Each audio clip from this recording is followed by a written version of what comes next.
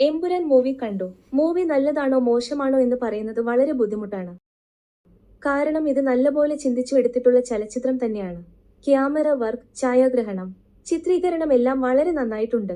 ഒരു ഹോളിവുഡ് സ്റ്റൈലിൽ തന്നെ ചിത്രീകരണം എടുക്കാൻ അണിയറ പ്രവർത്തകർക്കു കഴിഞ്ഞിട്ടുണ്ട്.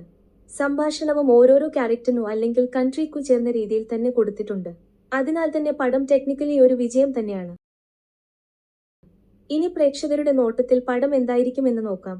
പ്രേക്ഷകരെ നമുക്ക് 4 വിഭാഗത്തിൽ പെടുത്താം. 1. ഒരു മുൻവിധിയും കൂടാതെ പടം കാണാനെത്തുന്നവർ. 2. ഒരു വിഭാഗത്തെ എതിർക്കുന്നു എന്ന മുൻവിധിയോടെ വരുന്നവർ. 3. എതിർക്കപ്പെട്ടു എന്ന് കരുതുന്ന രാഷ്ട്രീയത്തിൽ പെടുന്നവർ. 4. ഫാമിലി പ്രേക്ഷകർ.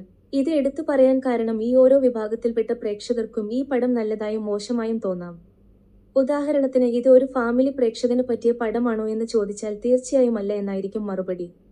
കാരണം ഇതിൽ വയലൻസ് ഉണ്ട്, ഫാമിലി ഇമോഷൻസ് ചിത്രത്തിലില്ല, കോമഡി തീരെയില്ല. തികച്ചും ഒരു രാഷ്ട്രീയ സാമൂഹിക പശ്ചാത്തലത്തിൽ പോകുന്ന ഒരു കഥ. ഒരു എന്റർടൈൻമെന്റിന് വരുന്ന ഫാമിലിക്ക് ഈ പടം ഇഷ്ടമാകാനുള്ള ചാൻസ് വളരെ കുറവാണ്.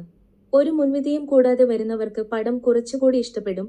കാരണം ഈ പടം ടെക്നിക്കലി നന്നായി ചെയ്തിട്ടുണ്ട്. പരിധിവരെ കഥയും ഫൈറ്റും ഒക്കെ കാണാനുമുണ്ട്. ഇനിയുള്ള പ്രേക്ഷകർക്ക് ഇത് 2 തരത്തിൽ വ്യാഖ്യാനിക്കാം.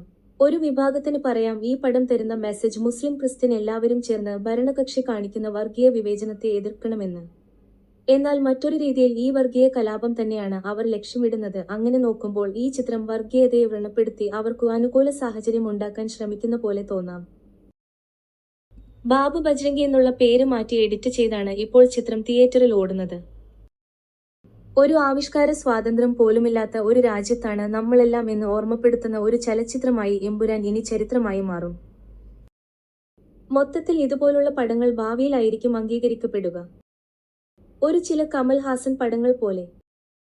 ഈ വീഡിയോ കണ്ടതിന് നന്ദി. നിങ്ങളുടെ വിലപ്പെട്ട അഭിപ്രായങ്ങൾ കമന്റ് ബോക്സിൽ രേഖപ്പെടുത്തുക.